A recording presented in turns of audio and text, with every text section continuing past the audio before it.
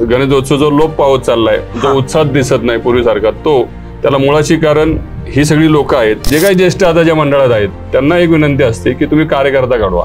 आता होतंय काय, जे खिळून बसलेत त्या पदाला ते स्वतः बहुतेच मंडळ फिरवतात. मी अध्यक्ष, मग माझं सगळं. त्यांनी कार्यकर्ते पुढे गेले, प्रत्येकाला संधी दिली पाहिजे आणि या कार्यकर्त्याची कार्यशाळा आहे, ही कार्यशाळा घडत राहिली पाहिजे. गणेशोत्सवाचा कार्यकर्ता हा मॅनेजमेंट स्कूलला जायची गरजच नाही, तो मॅनेजमेंट स्कूल मधला बाप झालेला असतो. मंडळाच्या कार्यकर्त्याला उत्तम मॅनेजमेंट झोपतो. स्पीकरच्या विरोधात आम्ही नाही. कानाला वाटणारा चांगला स्पीकर नक्की लावावा, तो असायला पाहिजे. अनेक मंडळ अशी आहेत की 10 दिवस काहीच करत नाही, वर्षभर काही करत नाही, पण जी काही वर्गणी गोळा होते ते फक्त अभिमाने सांगतो आम्ही शेवटच्या दिवशीसाठी गोळा करतात.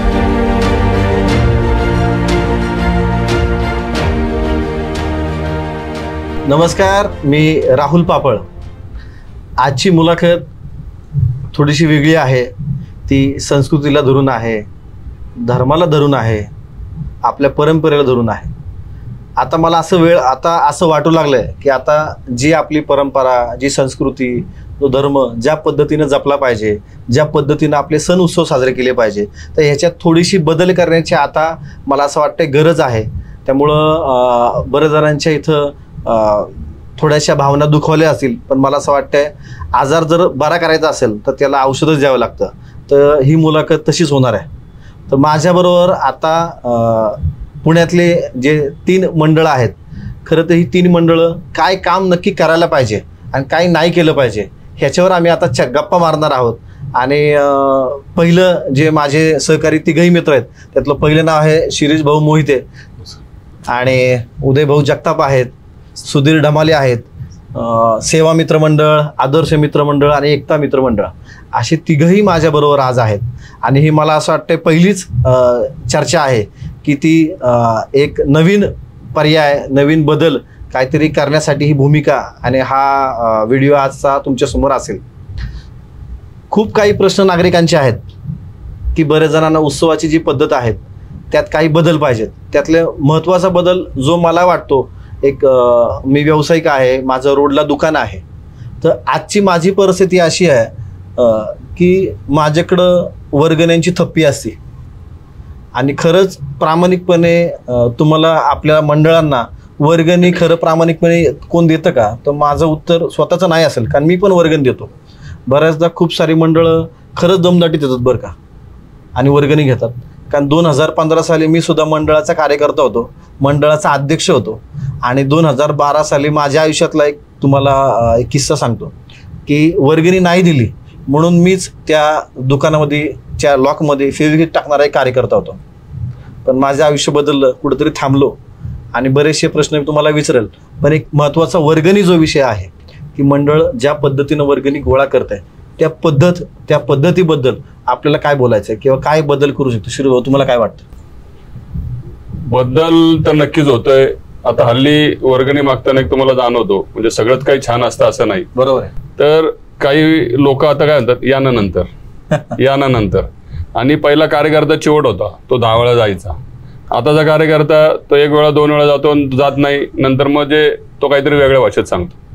आणि दुसरं, आम्ही किती काम चांगलं करत असलो, किती आम्हाला कोण शबासकी देतात, भाऊ खूप छान काम, पण कुठलाही व्यापारी स्वतःहून वर्गणी आणून देत नाही असं मला खेदाने सांगायला लागतं. ही वस्तुस्थिती नागरिक देतात, ज्यांना सामाजिक कामाबद्दल कळतं तो देतो, पण व्यापारी देत नाही, हा माझा आरोप आहे त्यांच्यावर. नक्की.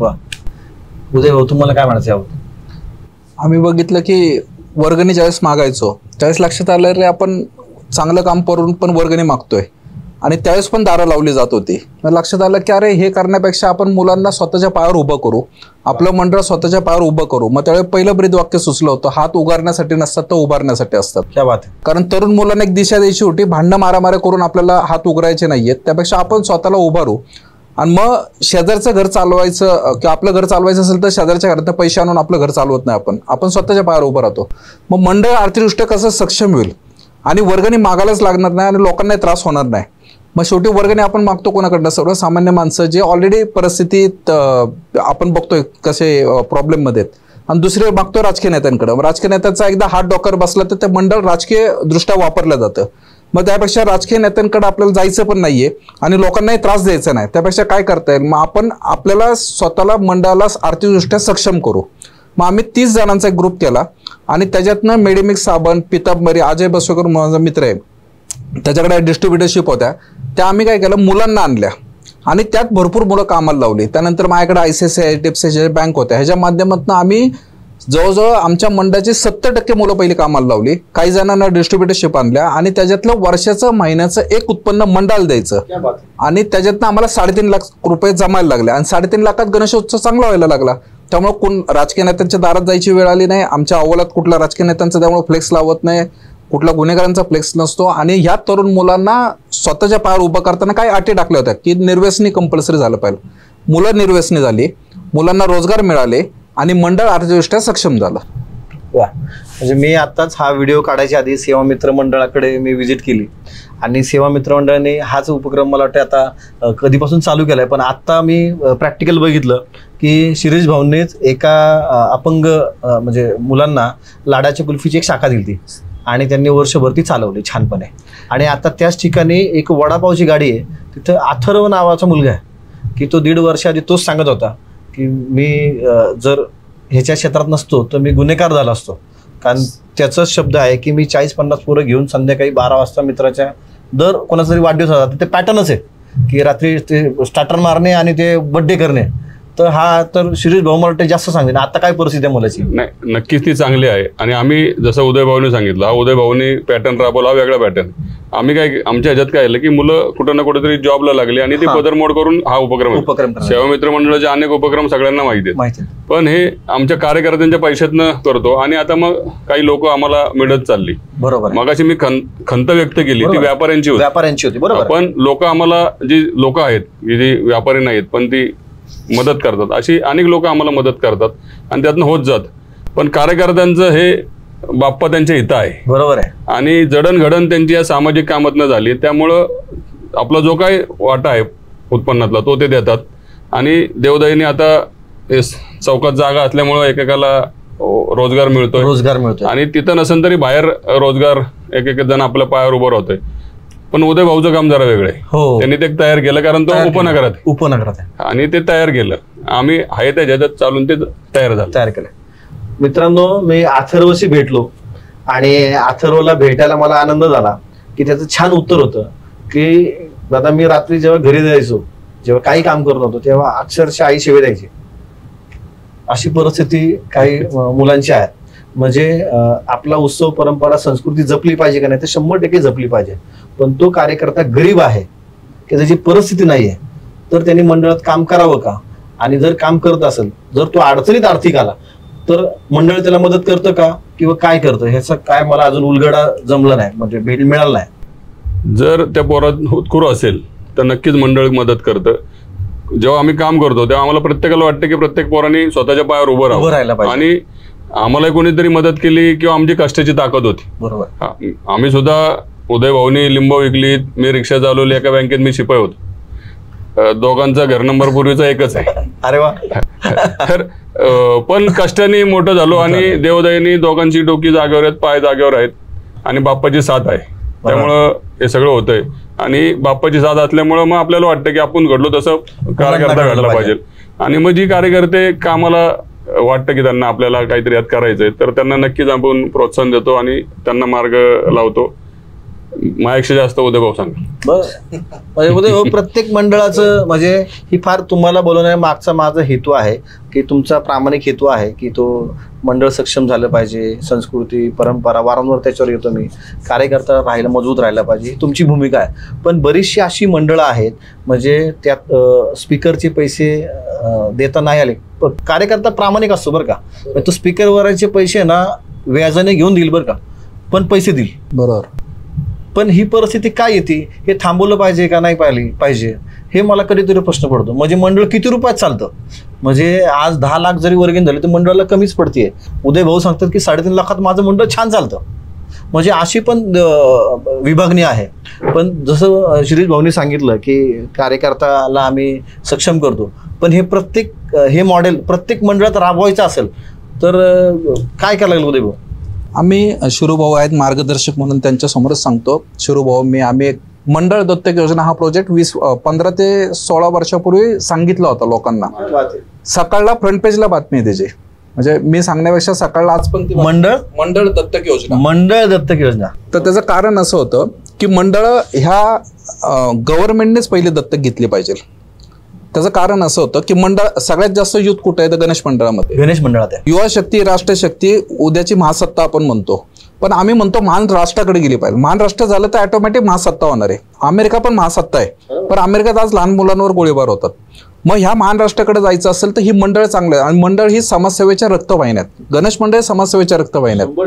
कारण कसं सांगतो की छोट्याशा गोष्टीपासून म्हणजे तुम्ही आपण तिरडी बांधतो पण गणेश मंडळांची मुलं काम करत असतात. ब्लड डोनेशन असू दे, सगळं असू दे. मग गणेश मंडळ समाजसेवेच्या रक्तवाहिन्यात तरी आज गणेश मंडळांना नाव ठेवले जातात. मग ह्या गणेश मंडळ जर आर्थिकदृष्ट्या सक्षम केलं तर ही वेळच येणार नाही. मग त्याच्यासाठी आम्ही राजकीय नेत्यांना सांगितलंय की तुमच्याकडनं जे टेंडर असतात ती टेंडर जी गव्हर्नमेंटची आहेत ती मुलांना प्रशिक्षित करून त्यांना लायसन देऊन त्यांना ती टेंडर देता येईल का. जर त्यांना टेंडर दिली तर त्याच्यात तुम्ही क्रायटेरिया टाका की ह्या 10 मंडळं सपोज तुमच्या वॉर्डमध्ये असतील तर ह्या 10 मंडळांना क्रायटेरिया तुम्ही असा टाका की तुम्ही व्यसनमुक्तीचा कुठला कार्यक्रम राबवणार आहे, लहान मुलांसाठी कुठला कार्यक्रम राबवणार आहे, महिलांसाठी कुठला कार्यक्रम, ज्येष्ठ नागरिकांसाठी करा. आणि त्याचं चेक करा की हे खरंच हे मंडळ ह्या पद्धतीने काम करते का. मग त्या वॉर्डमधली 10 पैकी 3 मंडळ तुम्ही निवडा आणि त्यांना ही टेंडर सिस्टीम द्या. म्हणजे मुलं तरुण रोजगार उपलब्ध होईल, मुलांना कमी वयात नॉलेज मिळेल. ज्या वयात मुलं भरकटतात त्याच वयात जर त्यांना पैशाचं व्यसन लागलं तर गॅरंटेड ती मुलं सक्सेस होऊ शकतात. आणि मग आपल्या इथं आपण जे म्हणतो की पुणे शहरात आपल्याला एखादा अनिल अंबानी दिसत नाहीये, चौकात दिसत नाही, मंडळात दिसत नाही, तो तिथं तयार होऊ शकतो. शिवाय त्याच्यामुळं एकदा आर्थिकदृष्ट्या सक्षम झाली तर त्याच्यामुळं राजकीय नेत्यांना पैसे मागायची गरज नाही. तुम्ही मगाशी जो विषय उल्लेख केला की मलाच एवढ्या मंडळांना वर्गणी द्यावी लागते, तर तुमच्यासारख्यांना आम्हाला त्रास द्यायची गरज लागणार नाही. मुलं रोजगार कमी झाल्या, बेरोजगारी कमी झाल्यामुळं मुलं रोजगार उपलब्ध होईल, व्यवसायाचं नॉलेज वाढेल, पैसा मिळेल. राजकीय नेत्यांना किंवा सर्वसामान्य नागरिकांना कुठलाही त्रास होणार नाही. आणि त्याच्या माध्यमातून न कळत आपला समाज सुधारणार आहे. तो कसा सुधारणार आहे, कारण त्यांना ऑलरेडी आपण क्रायटेरिया दिलेत ना की तुम्ही ह्या स्पर्धेत भाग घेतल्यानंतर तुम्हाला काय काय मिळणार आहे. त्याच्यामुळे तो काय करणार आहे, चांगली कामं करणार आहे. शिवाय टेंडर मिळाल्यानंतर माझ्या घरापासला रोड मी चांगलाच करणार आहे, भ्रष्टाचार करणार नाहीये. कारण मला लोक शेवटी उठल्यापासून सकाळपासून संध्याकाळपर्यंत नावं ठेवतील आणि माझ्या घरापासला रोड म्हटलं मी क्वालिटी रोड करणार आहे, त्यामुळे क्वालिटी कामं पण होणार आहेत आपल्याकडं. असे वेगवेगळे विषय भरपूर त्याच्यात. हा छोटासा विषय थोडक्यात आपल्या वेळेअभावी मी सांगितला, पण ह्याच्यामुळे खूप चांगले चेंजेस होणार आहेत. छोटा विचार आहे पण खूप मोठं काम करणार. उपक्रम खूप आहेत, सांगण्यासारखे आहेत, पण हे होऊन न देणारी एक यंत्रणा आहे. बरोबर आहे. कारण ती का आहे तर सगळे आर्थिक विषय आहेत. आणि आम्ही अनेक वेळा अनुभवलेलं आहे की जेव्हा एखादी चांगली विषय असतो आणि त्याच्यात जर हे कुठेतरी आर्थिक थांबणार असेल त्यांचं तर ते होऊन देत नाही आणि त्याला बरोबर आम्हाला बाजूला करतात. आम्हालाही समजतं, आम्ही ते सोडून देतो की आपल्याला चांगलं काम करायचंय, कुठलाही वाद न घालता काम करायचंय, सांगून बघायचं, ऐकलं तर ठीक, नाही तर आपलं दुसऱ्या मार्गाने आम्ही आमचं काम चालूच.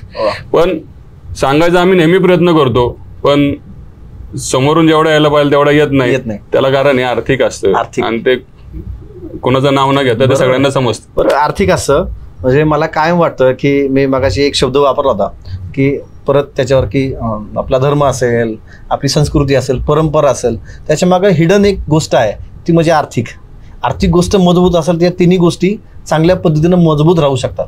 म्हणजे ह्याच्यात मला काय वाटतं, म्हणजे जैन समाज बघा आर्थिक सक्षम आहे, प्रचंड सक्षम आहे. बरोबर, तुम्ही त्यांची मंदिरं बघा, त्यांची वर्गणी मला मागणारा कोण दिसत नाही मला जैन लोक की रोडला वर्गणी मागतोय. मला असं वाटतं आपली पण मुलं तशीच असावी, आर्थिक प्रचंड सक्षम असावी.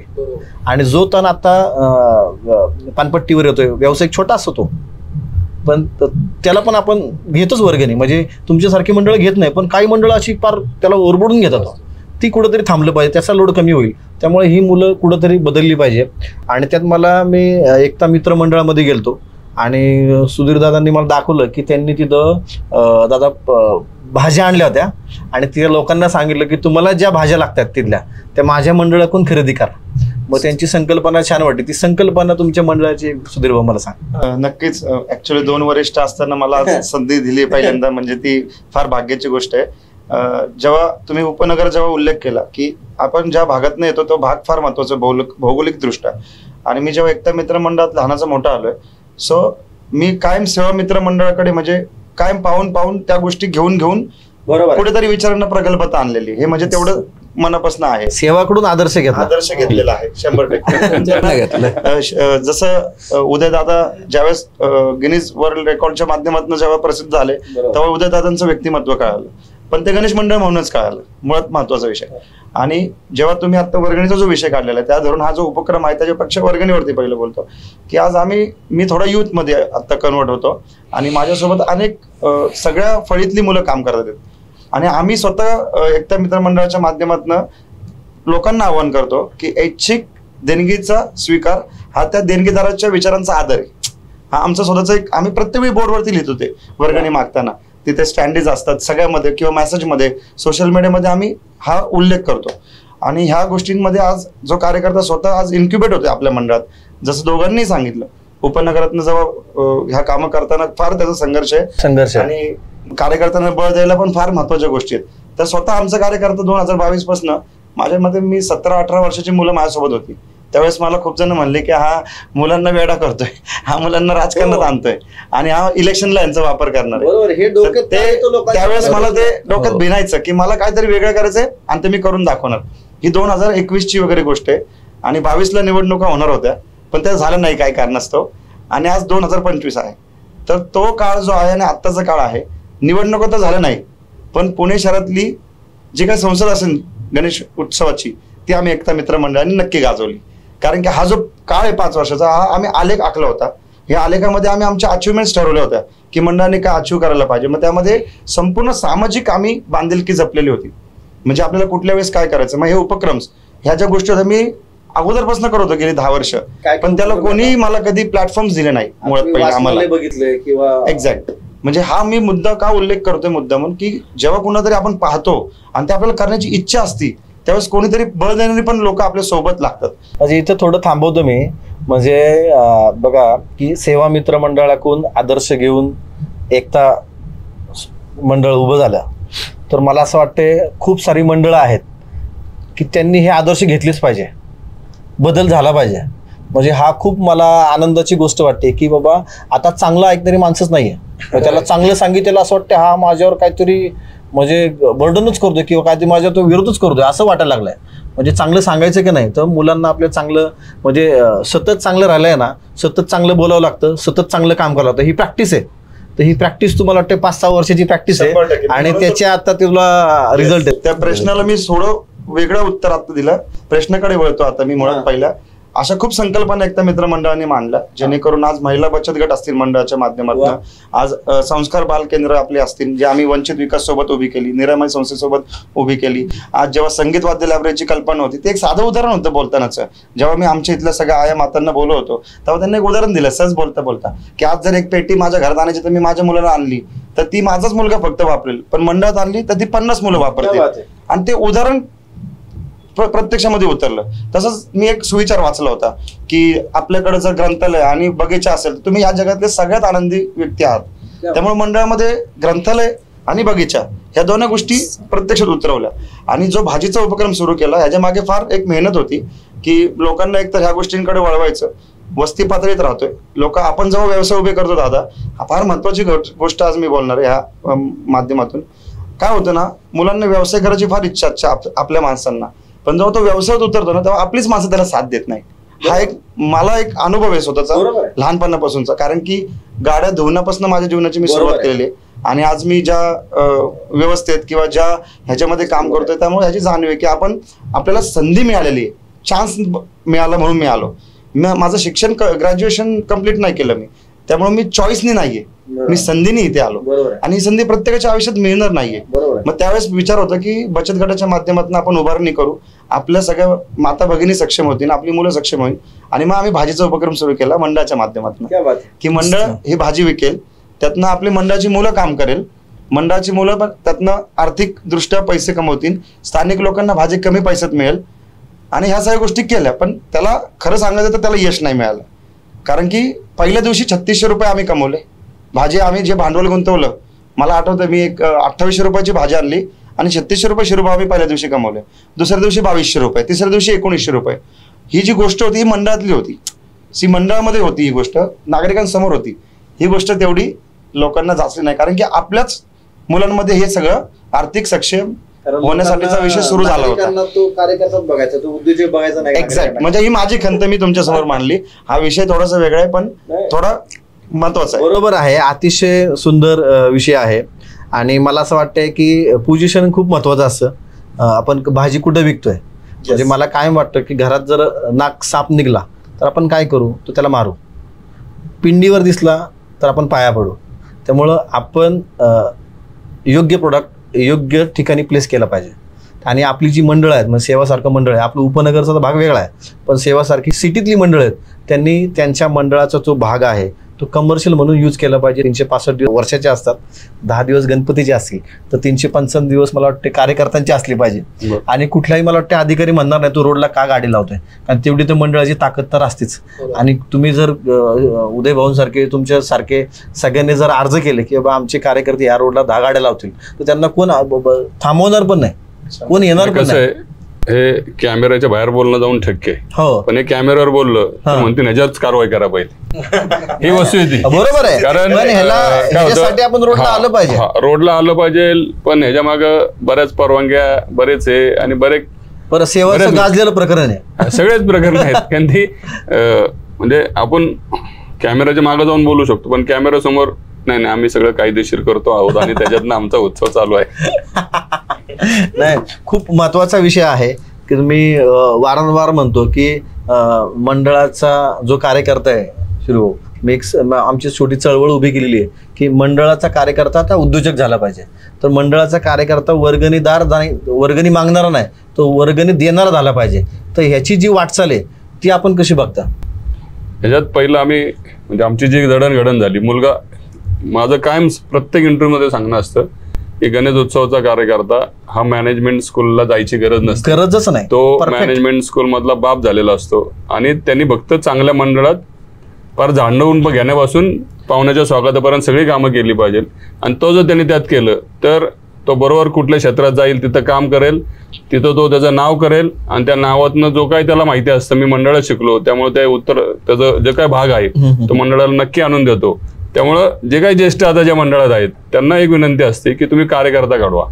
आता होतंय काय, जे खिळून बसलेत त्या पदाला ते स्वतः भोवतीच मंडळ फिरवतात. मी अध्यक्ष मग माझं सगळं तसं नाही केलं पाहिजे. बरोबर आहे, त्यांनी कार्यकर्ते पुढे गेले, प्रत्येकाला संधी दिली पाहिजे आणि या कार्यकर्त्याची कार्यशाळा आहे ही कार्यशाळा घडत राहिली पाहिजे. नवीन कार्यकर्ते आता यायच नाहीत, फक्त ते स्वीकारला येतात. जर तुम्ही आता सगळा हा तुमचा मेन उद्देश होता, हा गणेशोत्सव जो लोप पावत चाललाय, जो उत्साह दिसत नाही पूर्वीसारखा, तो त्याला मुळाशी कारण ही सगळी लोक आहेत. ही जो मग शेवटी काय म्हणतात अरे काय 10 दिवस फक्त जाऊ देत. अनेक मंडळ अशी आहेत की 10 दिवस काहीच करत नाही, वर्षभर काय करत नाही, पण जी काही वर्गणी गोळा होते ते फक्त अभिमाने सांगता आम्ही शेवटच्या दिवशीसाठी गोळा करतात. आणि हे कुठेतरी जर थांबवायचं असेल तर जे काही ज्येष्ठ आहेत त्यांनी कार्यशाळा परत चालू केली पाहिजे, त्यांनी परत पहिलीच बसलं पाहिजे. नाही आणि मास्तर म्हणून त्यांनी मास्तर म्हणून केलं पाहिजे. फक्त ते मुख्याध्यापकाचं पद न घेता मास्तरच्या भूमिकेत यावं आणि ते कार्य घडवावं असं मला वाटतं. छोटंसं शिरूभाऊंना अनुसरून बोलतो की आजच्या ह्याच्यामध्ये नेतृत्व करणार नाही तर नेतृत्व स्वीकारण्याची संख्या जास्त वाढली पाहिजे. कारण की मी जेव्हा ज्या मंडळातनं पुढे आलो त्या मंडळाला कधी कोण अध्यक्ष नव्हता. अध्यक्ष म्हणलं की त्या मंडळात राजकारण व्हायचं आणि काम सगळे करायचे. पोलिसांना सांगताना भारी सांगायचो आम्ही की आमच्या मंडळात कोणी अध्यक्ष नाही, आमच्या मंडळात कोणी हे नाही. पण व्हायचं काय, ग्राउंड लेवलला ह्या गोष्टी चालायच्या नाही. कुठलीही गोष्ट अचीव करायला गेलं की त्या मागे थोडंफार क्रेडिट वगैरे गोष्टी असायच्या आणि ह्याच्यामध्ये कुठल्या व्यक्तीला पुढे येत नव्हतं.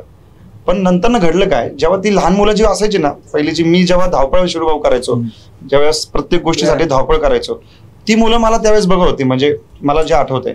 आणि मी सोडलं, मी मंडळातनं ब्रेक घेतला. 4-5 वर्ष मी मंडळात नव्हतो पूर्णपणे. मी माझ्या नोकरीकडे, माझ्या पुढच्या व्यवसायाकडे की मी माझं काहीतरी घडेल. आणि त्या मुलांनी काय केलं ना, 2000 कोविड नंतर ह्या गोष्टींकडे जास्त मला थोडं आकर्षित केलं. आणि त्यावेळेस त्या मुलांनी जी सुरुवात केली, मी ऑटोमॅटिक त्यांच्यात इन्व्हॉल्व्ह झालो. पण मला एक नंतर लक्षात आलं की ही मुलं आपल्याला घडवत आहेत, मी मुलांना घडवत नाही शिरूभाऊ. आणि नंतर आमच्या मंडळाला अध्यक्षपदाचं नाव रूपाला आलं, म्हणजे ते माझ्या माध्यमातून. आणि ते नाव दिलं मंडळ पोरांनी की सुधीर दादा हा अध्यक्ष. आणि शिरूभाऊ जे बोलले ते फार महत्वाचं आहे की त्या पदाला चिकटून बसण्यामध्ये मंडळाचं भवितव्य नाहीये. कामाकडे लक्ष दिलं पाहिजे. म्हणजे पदापेक्षा आपल्याला उत्सव महत्वाचा आहे. त्या उत्सवाच्या माध्यमातून जी कामं होत आहे, जे काय आता तुम्ही तिन्ही मंडळ जोरात कामं करताय, ते काम महत्वाचं आहे, पद महत्वाचं नाही. आणि ह्या पदामध्ये आम्ही म्हणजे आमचा एक हे आहे की आम्ही 2014 साली झुंजार नावाची एक संस्था उभी केली. त्या संस्थेचं ब्रीद वाक्य आम्ही होतं की ना कोणी अध्यक्ष ना कोणी उपाध्यक्ष, छत्रपतींचे कार्य हेच आमचे उद्दिष्ट, असे आम्ही एक वाक्य केलं. आणि आमच्या संस्थेला कोण अध्यक्षच नाही. म्हणजे आमच्या का अध्यक्ष कोणते आणि म्हणजे कोण आला ना सदस्य, ते आम्ही सांगतो पहिली खुर्ची उचल. म्हणजे शिरीष भाऊंनी छान मुद्दा मांडला की मी मंडळातून आलेलो आहे. मी सांगितले की 2015 साली BBD गावठाण मित्र मंडळाचा मी अध्यक्ष होतो. ट्रॅक्टरवर नाचणारा मीच होतो. साऊंड एवढा वेडा होतो की विश्रांतवाडी म्हणजे तुमची स्पीकरची मालकांची नावांची आजही पाठ आहे माझे. सगळे स्पीकर आले, मला माहिती होते, आवड होती ती. पण आता कुठंतरी बदललं पाहिजे, ब्रेक दाबला पाहिजे, तिथून बाहेर पडलं पाहिजे.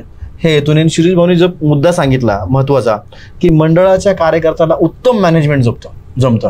म्हणजे त्याला माहिती असतं की 10 लाख रुपये वर्गणी करायची, कोणाला किती पैसे द्यायचे आणि कमी पडले की तो सोर्स कुठला आहे वर्गणीचा, हा सुद्धा मंडळाच्या कार्यकर्त्याला माहीत असतो. फक्त हाच सोर्स, हीच बुद्धी, हीच शक्ती, हीच ताकद व्यवसायात जर लावली तर मला वाटतं कुठल्याही मंडळाचा कार्यकर्ता हा यशस्वी उद्योजक होण्यापासून लांब जाऊ शकत नाही. तो फार जवळ आहे. फक्त थोडंसं त्याची दिशा बदलली तर मला असं वाटतं बदलेल. आणि मला कायम वाटतं की तरुण बिघडलेलं नाही अजिबात. तरुणाला फक्त दिशा, त्याचं फक्त डायरेक्शन बदलायचं आहे. त्याच्याकडं प्रचंड ऊर्जा आहे. त्याचं उदाहरण मी कायम सांगतो की अथर्वचं मी उदाहरण सांगितली की सेवा मित्र मंडळात तो आता वडापावची गाडी लावतोय, 800 पॅटीस विकतोय, 500 वडापाव विकतोय. म्हणजे त्यांनी मला सांगितलं की मी 3000 वर्गणी वर्षभर गोळा करायचो आणि मंडळाला द्यायचो. आजची परिस्थिती म्हटलं अशी आहे की दुपारपर्यंत मी 3000चे 3 पावते देऊ शकतो. म्हणजे एक कार्यकर्ता उभा राहिला तर एक मंडळ उभं राहील. तर आपल्याला ही चळवळ भविष्यात उभी करायला लागेल. आणि ह्याच्यानंतरचा महत्त्वाचा जो विषय आहे तो स्पीकर, जे म्हणजे मला असं वाटेल की स्पीकरवर जर बोललो तर आपण हिंदू धर्माच्या विरोधात आहे असं काय, जेणेकरून लोक बोलतो बरोबर ना, असंच झालंय. म्हणजे विरोधात बोलले की नाही तुम्ही हिंदू नाहीत असं झालंय का काय, असं वाटायला लागलं लोकांना. आता मंडळाच्या कार्यकर्त्यांना ती डोळ्यावर पट्टी आहे का, ती पट्टी कधी निघणार आहे का नाही, काढावी लागेल. ही पट्टी कशी काढायची याचा इलाज काय? जर गणेशोत्सव सांगितला तर गणेशोत्सवाने कायम बदल बघितलेत, बदल घडवलेत. म्हणजे माझ्या लहानपणी एक ढोल एक ताशावर मिरवणूक निघायची सामान्य मंडळाची. मोठं मंडळ असेल तर त्याच्याकडे 4 ढोल असायचे आणि 2 ताशे असायचे आणि अख्खी मिरवणूक झिंग येऊन नाचायचे विदाऊट दारू. त्याच्या पुढे कारण ते तो महत्वाचा. आणि सगळे नाचत होते. नंतर मग छोटे स्पीकर आले त्याच्यावर नाचत होते. नंतर थोडी सिस्टीम आली. पण आता जे स्पीकर आले हे त्याचे प्रेशर मिड, त्याच्यात एक नवीन प्रकार आलाय, प्रेशर मिड, स्पेशर मिड. तो त्याच्यात तो टाकला जातो. तुम्ही आता ह्या उत्सवात सगळ्यांशी बोलणं असतं, उद्देश असतो की गणेश उत्सवाला कोणी नाव ठेवू नये. बरोबर आहे. तर असोसिएशनच्या लोकांशी बोललो. असोसिएशनच्या लोकांनी त्यांनी आता मुलाखत दिली आहे की आमचा विरोध आहे त्या स्पीकरच्या भिंतीला आणि तुम्ही ती मुलाखत बघा, त्यांना एकदा तुमच्या स्टुडिओला बोलवा. त्यांचं म्हणणं आहे की आरोग्याला घातक आहे. त्यांनी सगळ्यांनी पुणे शहरातले जेवढे स्पीकर अँड लाईट असोसिएशनचे लोक आहेत, मेंबर आहेत, ते स्पीकर मीड वापरत नाहीत. पण उपनगरातले जे स्पीकरवाले आहेत ज्यांच्याकडे गुंठे विकून पैसे आलेले आहेत आणि त्यांना ते किती काय झालं तरी फरक पडत नाही. हा नाही माझं नाव भाऊचे स्पीकरले कॉम्पिटिशन तेवढे आहेत आणि त्यामुळे तो घातक विषय झाला. कानाला स्पीकरच्या विरोधात आम्ही नाही. कानाला वाटणारा चांगला स्पीकर नक्की लावावा, तो असायला पाहिजे. आता मला एक दुसरी खंत अशी वाटायला लागली की पुढेही जे सगळं वाद झाला त्याला बंदी आली तेव्हा मग कुठेतरी 2 लावा 4 लावा त्यासाठी आंदोलन करायचं. पार मनाड्यापाशी आल्यानंतर मग पोलीस परवानगी द्यायची, ठीक आहे 4 लावा. हे दरवर्षी होत होते. शिंदे साहेबांच्या माध्यमातून निर्बंधमुक्त गणेश उत्सव झाला, नक्कीच चांगलं झालं. पण ह्या निर्बंधमुक्त गणेश उत्सवाचा गैरफायदा घेतला गेला आणि हा स्पेशल मीट निर्माण झाला. भावना 100% चांगली होती. कारण नसताना हा उत्सव त्यात अडकला होता. हा नुसता उत्सव गणेश उत्सव पकडू नका, काही सगळेच उत्सव आहेत. आणि ह्या आपली जी व्यवस्था ही सगळी आर्थिक जी हे आहे ती या उत्सवावर अवलंबून आहे. ज्यांच्याकडे पैसे येतात, ज्यांच्याकडे शिक्षण कमी आहे ते पथारीचे व्यवसाय लावतात, त्या निमित्ताने रोजगार मिळतो, 4-5 महिने घर चालतं. आता हिराबागचं आपण इथं मंडळ घेतलं तर हिराबागेच्या बघायचे 200-300 विकणारे पूर्वी मी बघायचो, 200-300 असायचे बसलेले, त्यांच्याकडनं उत्सव व्हायचा आणि ते चालायचं. हे निर्बंध का आले? आपणच माच केला ना, म्हणूनच आले. बरोबर आहे. आणि आता परत तुमच्या माध्यमातून सांगणं आहे, वेळेस सुधरा, वेळेस तुम्ही ते स्पीकर कानाला जो गोड वाटतो तो नक्की लावा. स्पीकर असोसिएशन सांगतंय की हे प्रेशर मिडन, हे प्लाझ्मा स्पीकर लावू नका, तर खरंच लावू नका. ह्याच्यात अनेक लोक गेलीत, काही लोक गेलीत ती कोणाकडे आली नाहीत, पण ज्यांना खरंच बघायचंय त्यांचे व्हिडिओ दाखवा आम्ही तुम्हाला. आपली पोरं जर वाया घालवायची असतील, आपली पुढची पिढी जर वाया घालवायची असेल तर अवघड आहे. कारण नाचणारा शेवटी जो मंडळाचा जो प्रमुख आहे त्याला भान असलं पाहिजे की आपण काय करतोय. त्यांनी बहिरेपणा येतोय. तुम्ही बघितलं असेल कात्रजच्या मोरेंचं मंडळ असेल, तिथं बातमी होती, त्याला कानाला किती त्रास झाला, किती पैसे गेले, पण त्यांच्या बातम्याच झाल्या नाहीत. त्यांचे जीव गेलेले आहेत आणि ते जीव गेलेले कधी मीडियात आले नाही, कोणी सांगितलं नाही. कारण हे खेदाने सांगावं लागतंय की जीव खरंच गेलेत. फक्त त्या दिवशी गेले नाही, 2 दिवसांनी गेले असते. पण ह्या प्लाझ्मा स्पीकर बंद होणं गरजेचंच आहे. आज ना उद्या परत बंद येईल, मग तेव्हा परत भांडत बसायला लागेल की आम्हाला 2 तरी बॉक्स लावायला परवानगी द्या. तर हात जोडून विनंती, ते प्लाझ्मा बंद करा, कानाला गोड लावणारे स्पीकर लावा, काहीच होणार नाही. हे सगळं चालू राहील. म्हणजे स्पीकर आणि दारूमुक्त आपली शेवटची उत्सव मिरवणूक आहे ती झाली पाहिजे. ही प्रत्येक नागरिकाची मनापासून प्रामाणिक इच्छा आहे. म्हणजे सांगायचं म्हटलं ना, त्या प्लाझ्मा समोर दारू पिल्याशिवाय थांबूच शकत नाही. चांगल्या माणसांनी थांबव. मी चॅलेंज दिलाय की दारू न पिणाऱ्या माणसांनी त्या प्लाझ्मा समोर 1.5 तास थांबायचं आणि माझ्याकडनं 10,000 रुपये घेऊन जायचे. मी चॅलेंज आहे, प्लाझ्मा समोर थांबा, न पिलेल्या नाही ना. 1.5 तास त्यांनी ते नाचायचं स्पीकर समोर आणि मग 10,000 रुपये माझ्याकडनं घ्यायचे. म्हणजे हा बदल 100% झाला पाहिजे. म्हणजे फक्त ते 15 दिवसांनी घ्यायचे. 15 आपण नंतर चेक करू. ते चेक करू कान कसे त्याचे. बरोबर आहे की केव्हा माझ्या बहिणीला, माझ्या आईला, माझ्या लहान मुलांना जेव्हा उत्सवात मला आणायचं असतं तेव्हा नाईलाजाने त्यांना घरी ठेवावं लागतं. त्याचं कारण फक्त स्पीकर. त्यांना उत्सव दाखवताच येत नाही. एखादं मंडळ ढोल घेऊन येतं छान, मागचं मंडळ एवढं कर्कश असतो की अक्षरशः त्या मुलाचे म्हणजे कानात बोळे घातले तरी त्याला त्रास होईल का नाही हे मला भीती वाटते. नाही काय आलं, या प्लाझ्मामुळे बदनाम झाला. हो, हे प्लाझ्मा बंद करा, कानाला गोड वाटणारे स्पीकर लागते. 2च लावा, काय अडचण नाही. 4 बी लावू देत ना, पण गोड पाहिजे. गोड, कानाला गोड वाटलं पाहिजे. इतर लोड नाही आला पाहिजे. इथं लोड आलं की संपलं. मी थोडा आजचा युवक आहे याच्यावरती थोडं सांगतो. मी 2 वर्षापूर्वी आम्ही एकता मित्र मंडळ मुख्य टिळक विसर्जन मिरवणुकीत सहभागी झालो. जसा डीजेचा विषय आहे तितकाच महत्वाचा विषय हा व्यसन मुक्तीचा. तुम्ही जो बोलला की दारू पिऊन आपण आपल्या बाप्पा समोर नाचायला पाहिजे का. मी पुणेरी पाडी लावून येतो टिळक रोडला. आम्ही बाप्पाचे सुज्ञ कार्यकर्ते आहोत. बाप्पा समोर दारू पिऊन नाचणे आपली संस्कृती नाही. आम्ही बाप्पा समोर दारू पिऊन नाचत नाही, कृपया आम्हाला बदनाम करू नका. हा मी एक पुणेरी पार्टीचा प्रयत्न केला. आज 2 वर्ष आपलं मंडळ तिथे येत आहे. खेळ आहे त्यामध्ये की कुठल्या प्रसार माध्यमांनी ह्या गोष्टीकडे लक्ष दिलं नाही. सगळ्यात प्रमुख आम्ही आहोत. दुसरी गोष्ट की मी तुम्हाला ह्यातलं एक उदाहरण देणार सुंदर. मी एका वस्ती पातळीत आहे. आमच्या इथे मद्यप्राशन करणारे अनेक व्यक्तिमत्व आहेत, ज्येष्ठ आहेत वगैरे. पण अचिव्हमेंट काय असायला पाहिजे एखाद्या मंडळाची की मी जेव्हा आम्ही सगळ्यांनी एकत्र मिळून शपथ घेतली, लाईनीला निघण्याच्याच आम्ही मुळात शपथ घेतली की दारू पिणार नसेल तरच आपण लाईनीला जायचं, असं आम्ही सगळ्यांनी मिळून शपथ घेतली. हे सगळं रेकॉर्डेड आहे माझ्याकडे, या सगळ्याचे व्हिडिओ होते. ओके. आणि त्या वर्षी आम्ही सुरुवात केली. आमच्या इथे जे पिणारे लोक आहेत रेग्युलर, म्हणजे 365 दिवस बोलू शकतो, आज ती लोक त्या दिवशी पित नाहीत दारू आणि ते मिरवणुकीत सहभागी होतात. हे माझ्या मंडळाचं एक अचिव्हमेंट आहे. म्हणून आमच्या मंडळ जे वाक्य आहे, आमचं मंडळ आमचा अभिमान, त्या गोष्टी अभिमानास्पदच व्हायला पाहिजे गणेशोत्सवामध्ये. त्यातले 4 मुद्दे घेऊन एकता मित्र मंडळ शिरूर या वर्षी येते. ह्या मंडळामध्ये अजून 4 विषय आम्ही ऍड करतोय. आम्ही फ्लेक्स तयार करतोय. हा, जो आता आम्ही रिलीज पण करू. जसं शिरूभाऊंनी सांगितलं की मुळात आम्ही कधी कोणासोबत स्पर्धा केली नाही स्पीकर लावून. सगळ्यात हा पण एक मुद्दा हायलाइटेड व्हायला पाहिजे की डीजे हा जो विषय आहे, या डीजेच्या नावाखाली खूप विषय दुर्लक्षित होतात. आपण फक्त डीजे वरती बोलतो. डीजे वाद पण होतात ना, म्हणजे शेजारी कॉम्पिटिशन जेव्हा होतं तेव्हा घाणेरडे हातवारे होतात आणि त्यात वाद निर्माण होतात. म्हणजे टिळकांनी आपल्याला एकत्र कशासाठी आणलंय की बाबा सगळा समाज एकत्र यावा आणि त्यातून काहीतरी समाजकारण घडावं. पण आता एकत्र येऊन भांडणं व्हायला लागलीत. त्या स्पीकरवर गाणी कुठली असावीत हे सगळ्यात महत्वाचं असतं. आता बरीच गाणी चांगली आहेत की त्यावर तुम्ही ठेका धरू शकता. बरोबर. रामाचे गाणी आहेत, शंकराची गाणी आहेत, वारकरी गोविंदाची गाणी आहेत. आपला टाळावरती वारकरी म्हणजे एवढी गाणी आलेली आहेत. जर अश्लील गाण्यापेक्षा चांगल्या गाण्यावरही तुम्ही हे करा. आता त्यात कसं होतं, आम्ही प्रबोधन करायला जातो, ओ भाऊ तुम्ही ते ढोल पथक सांगता, मग तेवढे आहे का तेवढी ढोल पथक आम्हाला, बरोबर आहे, लावा ना बाबांना स्पीकर, पण त्याच्यावर हिथं चांगलं वाटेल आणि डोक्यात चांगली नशा जाईल, चांगली नशा, ही नशा नाही, चांगली नशा जाईल असे नक्कीच स्पीकर लावा. स्पीकरला विरोध नाही, बरोबर, तर गाण्यांना विरोध आहे. हे 4 मुद्दे शिरोभाऊ एकता मित्रमंडळाने एक फ्लेक्स बनवलाय. हे सोशली अवेअर केल्याशिवाय आपण, जसं मी बोललो की आपण आचार केल्याशिवाय आपण प्रचार नाही करू शकत. असं वाचनामध्ये किंवा शिक्षणामध्ये काम शिकवलं जातं की आचार पहिला करावा आणि मग प्रचार करावा.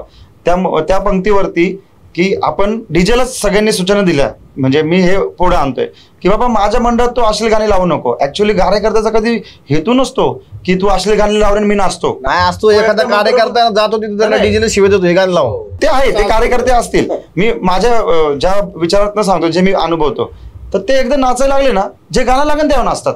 आणि तो डीजे कोण असतो, त्या डीजेला काय माहिती असतं की मला लोकांना नाचवायचं, त्याला ते म्युझिक, त्याला ते शब्द, त्याच्याशी काही घेणं नाही. त्याचं काहीतरी शब्द प्रबोधन इतकं छान होतं डबल मिनिंगनी, त्याला त्याचं गांभीर्यच नाहीये की बाबा हे प्रबोधन आहे का नक्की. हे डीजे म्हणजे जो डीजे फॅक्टर आहे ह्याच्यावरती सुद्धा आपण यायला पाहिजे. जसं डीजे बद्दल बोलतोय, तर डीजेशी निगडीत जेवढ्या गोष्टी आहेत ह्याच्यावरती पुणेकरांनी खूप साऱ्या गोष्टी बोलल्या गेल्या पाहिजे. जसं शिरूभाऊ आता इथं बोलत होते, आज उदयभाऊ इथे बोलत होते, आज ही गोष्ट प्रसार होणार म्हणून ती लोकांपर्यंत पोहोचू शकणार आहे. असं पुणेकरांनी अनेक गोष्टीतनं ह्या गोष्टी पुढे आणायला पाहिजेत असं मला प्रामाणिकपणे वाटतं. फक्त एका मुद्द्यावरती दुर्लक्ष होतंय, डीजे डीजे डीजे आणि डीजे. गणेशोत्सवातल्या पायाभूत सुविधा कोणीच बोलत नाही बऱ्यापैकी. आज जेव्हा आम्ही व्यासपीठावर येतो तेव्हा ह्या मंडळांशिवाय कोणीच बोलताना दिसत नाही. कोण बोलतोय पायाभूत सुविधांवरती?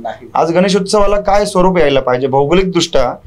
जीआय टॅग जसं म्हणतो आपण, रत्नागिरीचा हापूस आंबा हा जीआय टॅग मान्यता प्राप्त आहे की त्याला जीआय टॅग म्हणतात जागतिक लेवलला. तसं शिरूभाऊ आपला गणेशोत्सव हा पुण्यातनं सुरू झालाय. हा भौगोलिक दृष्ट्या हा जीआय टॅग एक प्रकारचा आपला पुणे शहर म्हणजे जगाला दिलेला एक सुंदर असा गणेशोत्सव आहे. आणि ह्याच्याकडे आज जसं राज्योत्सव झालाय, आम्ही शिरूभाऊ आम्ही त्या दिवशी जेव्हा मीटिंग मध्ये होतो तेव्हा बोललो आम्ही की हा राज्योत्सव जसा झाला हा शहरोत्सव सुद्धा व्हायला पाहिजे. आणि शिरूभाऊ ह्याच्यामध्ये एक छोटीशी कन्सेप्ट आहे, जसं की सगळ्या आर्थिक दृष्ट्या हे गणित येतात ना.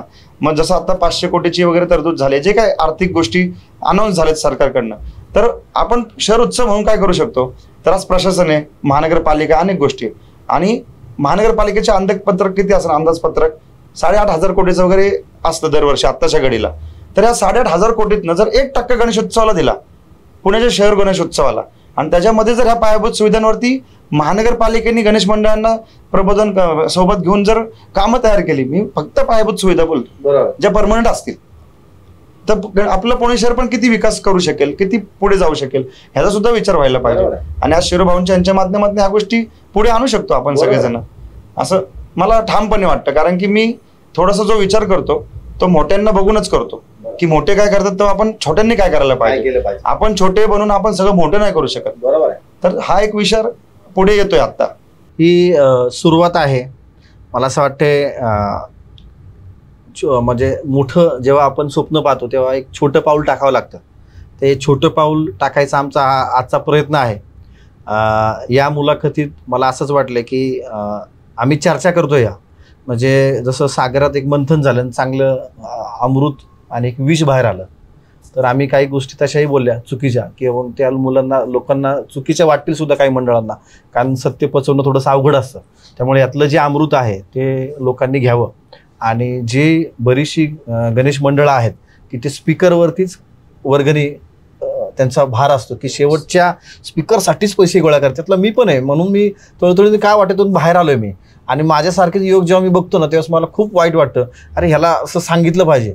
त्याच्यामुळं हा माझा एक छोटासा प्रयत्न होता की तुमच्यावर बोलण्याचा, की हे कुठंतरी आपण बदललं पाहिजे, हा बदल केला पाहिजे. आज आपण चौघंही आर्थिक सक्षम आहोत, पण ज्यावेळेस ही पिढी जेव्हा बघतो आपण ही आर्थिक सक्षम नाही, आणि ही एका कार्यक्रमात किंवा एका मंडळात किंवा बरीचशी मुलं, मी व्हिडिओज केलता की आपली मुलं बरीचशी ह्या ट्रॅपमध्ये, हा ट्रॅपच मला वाटते बऱ्याचदा की ह्यात अडकली. तेच म्हणजे गणपती झालं की दहीहंडी की नवरात्र, हे सगळं केलं पाहिजे. संस्कृती, धर्म, परंपरा जपलीच पाहिजे, पण स्वतःचं घर जपून ही जपली पाहिजे. मला काय 100%. कारण आम्ही आमच्या दोघांचं जर हे असतं, तुम्ही पहिले आर्थिक उभे राहा. हो, मी कायम सांगतो तुम्ही आर्थिक उभे राहा, मग दुनियादारी करा. नाही तर घरच्यांनी आपल्याकडे बघायत राहायचं, घरच्यांच्या गरजा पुऱ्या करायच्या नाही आणि दुनियादारी करत बसत, त्या दुनियादारीला शून्य किंमत. घरच्यांच्या गरजा पूर्ण करा, मग मंडळाचं काम ती करा. समाजसेवा वाटते मला, बरोबर ना. हा. आई वडील घरचे उत्सव सुट्टी ठेवणं 10 खूप मोठी दिवसाचा समस्या वाटते मला. बघा, 10 दिवसाचा उत्सव हा वेगळा विषय आणि वर्षभर सामाजिक काम हा वेगळा विषय. बरोबर आहे. 10 दिवस हा वेगळा हा. आहे. पण त्यातून काय होतं श्री भाऊ, मला आज कायम वाटतं की ही उत्सवाची रांगच लागलेली आता झालेच पाहिजे, त्याबद्दल मला नो डाऊट. म्हणजे पण एकच कार्यकर्ता वर्षभर त्याच्या डोक्यात तेच राहतं. आणि 10 दिवस गणेश उत्सव नव्हतं. मला असं वाटतं गणेश उत्सवाची सुरुवात ही 2 महिने आधीपासूनच सुरू होती. म्हणजे बरेच मुलांची अशी परिस्थिती आहे, उद्या तुम्ही बघितलं असेल की बरेच जण बाप्पाच्या एवढं हे जातात की 2 महिने कधी कधी जॉब सोडतात किंवा 10 महिने काम करतात, जॉब सोडतात. नाही, बाप्पासाठी मी जॉब सोडल. मग मला असं वाटतं कायम की म्हणजे गणपती श्रीमंतच आहे, गणपतीला कोण श्रीमंत करणार. मला असं वाटतं गणपतीला श्रीमंत करण्यापेक्षा कार्यकर्त्यांनी श्रीमंत व्हावं, हे गणपतीला जास्त आवडेल. बरोबर. 100%. आणि आजचं आपण बघितलं तर आपली 3 स्पंदनं महत्वाची आहेत. 3 एक गणेशोत्सव, एक वारी आणि एक शिवजयंती. हे 3 महत्वाचे आहेत, ज्याने वर्षभर वातावरण आपण सांस्कृतिकरित्या दिशादर्शक असं ठेवू शकतो, नाही का. मग ह्याच्यात आपण बघितलं ना, आजचा गणेशोत्सव मागं किरणराव बोलली होती की मला ह्या देशात राहूशी वाटत नाही, ती ट्रोल झाली होती. बरोबर आहे. आमिर खानची बायको. पण ती का, त्याच्या पाठीची कारण जर विचार केला ना तर नीट बघा, एक साधा उत्सवाचाच विषय, बाकी सगळा विषय सोडून देऊ आपण.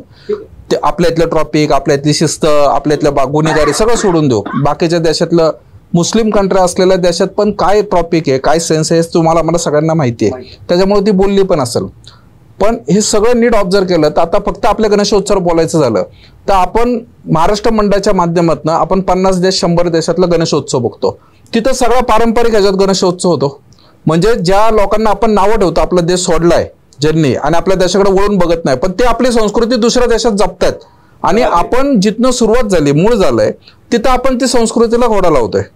म्हणजे नक्की गणेशोत्सव कुठला पाहिजे, मग कुणाकडनं बघायला पाहिजे. तर फॉरेनर जे फॉरेनमध्ये स्थायिक झाले ते चांगला पारंपरिक ह्याच्यात करतायत आणि ज्यांनी खरी सुरुवात केली ते त्या गणेशोत्सवाची वाट लावतात. बरोबर. फार महत्त्वाचे मुद्दे ह्या मुलाखतीत आलेत, कारण हे बोलणं गरजेचं होतं. मी वारंवार म्हणतो की सत्याला मरण नाही, आणि थोडंसं जरा आजार जर नीट करायचा असेल तर त्याला थोडंसं जरा कडू औषध दिलं पाहिजे.